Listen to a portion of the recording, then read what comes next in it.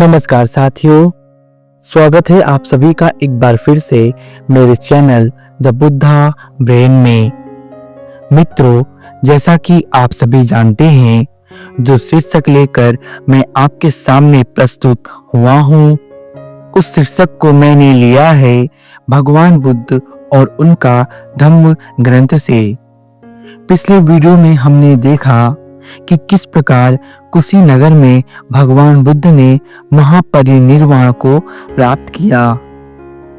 आज के इस वीडियो में हम देखेंगे कि उनके परिनिर्वाण के बाद उनके शरीर का अंतिम संस्कार किस प्रकार किया गया।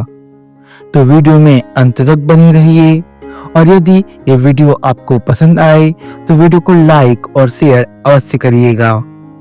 आज का जो शीर्षक है वह है भगवान बुद्ध का अंतिम संस्कार।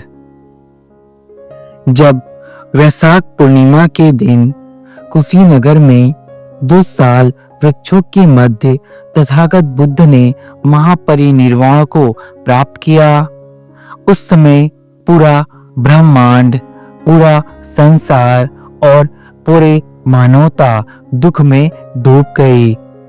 कुशीनारा के लोग अत्यंत विलाप करने लगे, वे अत्यंत दुखी हुए। तब कुशीनारा के मल्लों ने आनंद स्थविर से पूछा, अब तथागत के शरीर के प्रति क्या करनी है?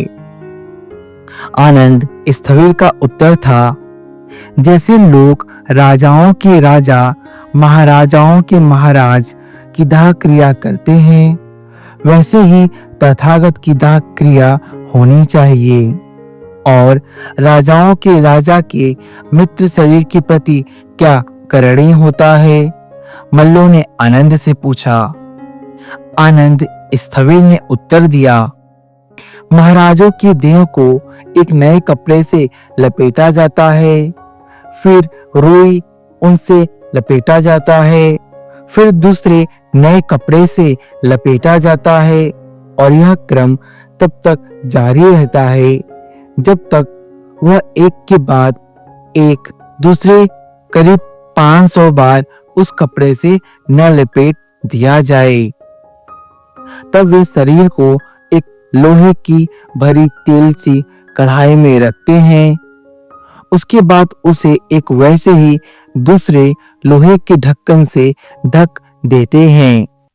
जिस प्रकार लोग किसी महाराज का अंतिम संस्कार करते हैं, ऐसे ही भगवान बुद्ध का अंतिम संस्कार होना चाहिए।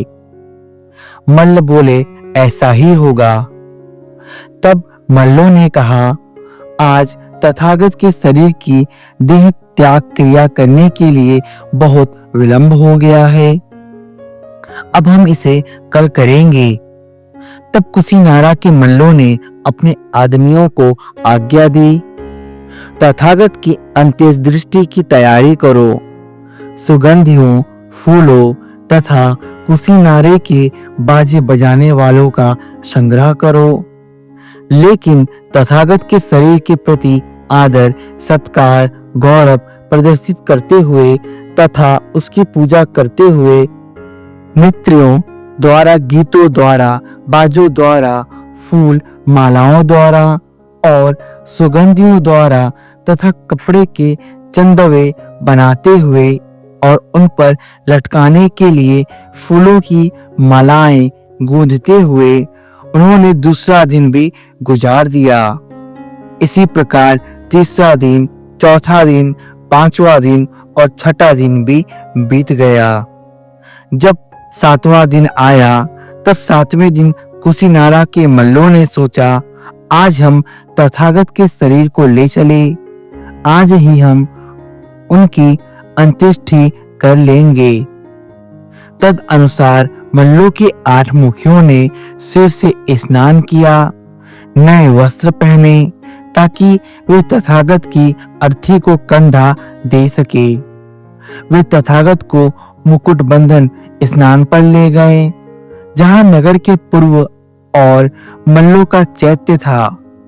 वहां तथागत के शरीर को रखकर उसे अग्नि स्पर्श करा दिया गया। कुछ समय बाद तथागत की नश्वर देह राख में परिणित हो गई। तो देखिए किस तरह से भगवान बुद्ध के पार्थिव शरीर का अंतिम संस्कार किया गया। जैसे राजा और महाराजाओं के पार्थिव शरीर का अंतिम संस्कार किया जाता है, मल्लों ने भगवान बुद्ध का अंतिम संस्कार करने में करीब 7 दिन बिता दिए। 7वें दिन भगवान बुद्ध का अंतिम संस्कार किया गया। ऐसा इसलिए था क्योंकि मल्ल जो थे वे भगवान बुद्ध के प्रति गौरव को प्रदर्शित करना चाहते थे। वे चाहते थे कि भगवान बुद्ध के शरीर का अंतिम संस्कार ऐसा हो कि लोग सदियों तक इन्हें याद रखें, क्योंकि भगवान बुद्ध एक ऐसे महापुरुष थे जिन्होंने अपने ज्ञान के माध्यम से संसार में प्रकाश फैलाया था और लोगों को अंधकार से मुक्त किया था। जब तथागत का शरीर अग्नि द्वारा भस्म में परिणत कर दिया गया, कुशीनारा के मल्लों ने समस्त राख और अस्थियां इकट्ठा कर ली और अपने स्थानगार में रखकर उन्हें भालों से घिरवा दिया और उन पर धनुर्धारियों का पहरा बैठा दिया ताकि कोई उनका एक हिस्सा भी न चुरा सके। 7 दिन तक मल्लों ने नृत्य, गीत, वाद, माला तथा सुगंधियों द्वारा उनके प्रति आदर, सत्कार तथा गौरव प्रदर्शित किया और उनकी पूजा की। अब जब मगध नरेश अजातशत्रु ने यह समाचार सुना कि कुशीनारा में तथागत बुद्ध का परिनिर्वाण हो गया है, कुशीनगर के मल्लों के गांव में तथागत बुद्ध ने परिनिर्वाण को प्राप्त कर लिया है, इसलिए उसने मल्लों के पास अपना दूध भेजा ताकि वे उसे कृपा अवशेष में से एक हिस्सा दे दे। इसी प्रकार वैशाली के लिच्छियों ने दूत भेजा, कपिल वस्तु के साक्यों ने भेजा, अहकप्प के वल्लियों ने भेजा, रामग्राम के कोलियों ने भेजा तथा पावा के मल्लों ने भेजा। जब सभी राज्यों के राजाओं ने यह सुना कि भगवान बुद्ध महापरिनिर्वाण को प्राप्त हो चुके हैं, तो भगवान बुद्ध के प्रति अपना आदर और गौरव प्रकट करने के लिए सभी ने एक एक दूत मल्लों के पास भेजे ताकि भगवान बुद्ध की जो अस्थियां हैं उसका एक हिस्सा वे उन्हें सौंप दे।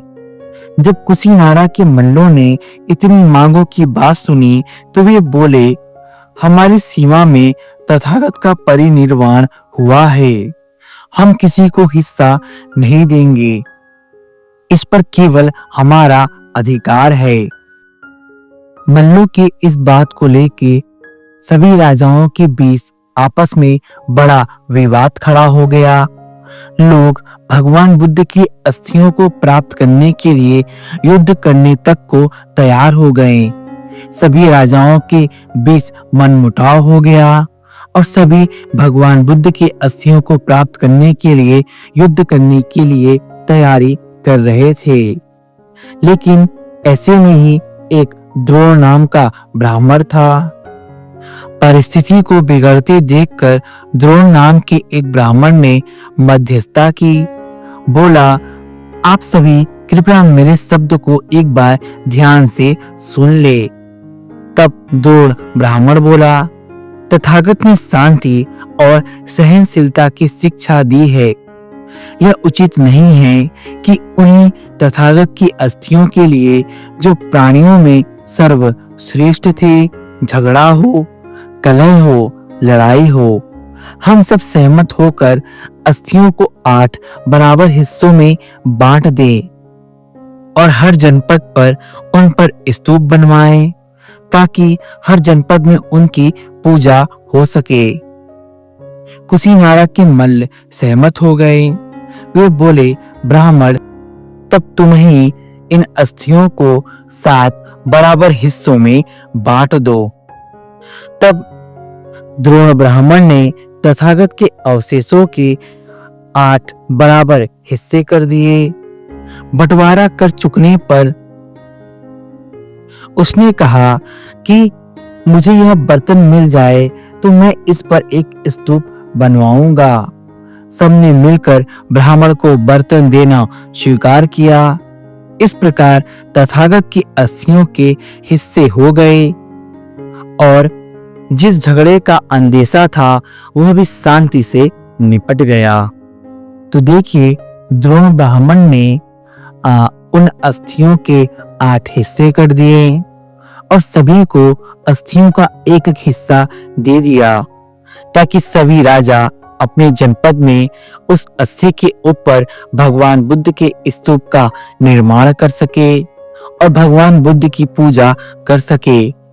लेकिन जिस बर्तन से उसने अस्थियों को बांटा था, उसने उस बर्तन को अपने पास रख लिया ताकि उस बर्तन के ऊपर भी भगवान बुद्ध के परिनिर्वाण स्तूप का निर्माण कर सके। तो ऐसी श्रद्धा थी लोगों के बीच भगवान बुद्ध को लेकर कि उनकी परिनिर्वाण के बाद भी लोग उनकी पूजा और वंदना करते रहें। और आज सदियां बीत गई हैं, भगवान बुद्ध अब हमारे बीच नहीं हैं, लेकिन आज भी वे प्रत्येक मनुष्य के हृदय में जीवित हैं। वे धम्म में जीवित हैं, वे मानवता में जीवित हैं, वे शांति, दया, करुणा और अहिंसा के सिद्धांत में जीवित हैं। तो यह था भगवान बुद्ध और उनका धम्म ग्रंथ का अंतिम अध्याय। मैं आशा करता हूँ कि मैंने भगवान बुद्ध और उनका धम्म ग्रंथ की जितने वीडियो बनाए हैं, आपको वे सारे वीडियोस पसंद आई होंगी और इस शीर्षक के माध्यम से आपने बुद्ध धम्म को अच्छी तरह से समझा होगा। आज के इस शीर्षक के साथ भगवान बुद्ध और उनका धम्म यह अध्याय समाप्त होता है। अब हम जल्द ही आपके लिए ला रहे हैं धम्मपद। धम्मपद भगवान बुद्ध के वचनों का वही संग्रह है जो आपके जीवन को आनंद और शांति से भर देंगे। और यदि आप भगवान बुद्ध के बताए गए मार्ग का अनुसरण करेंगे तो आप अपने जीवन में ऊंचाई और सफलता को प्राप्त करेंगे। तो यदि आप भी भगवान बुद्ध के अनुपम वचनों का संग्रह धम्मपद को सुनना चाहते हैं तो मेरे वीडियो को लाइक करें, मेरे चैनल को सब्सक्राइब करें और मेरे चैनल पर कंटिन्यू बने रहें। मेरे साथ मेरे चैनल द बुद्धा ब्रेन में बने रहने के लिए आप सभी का धन्यवाद।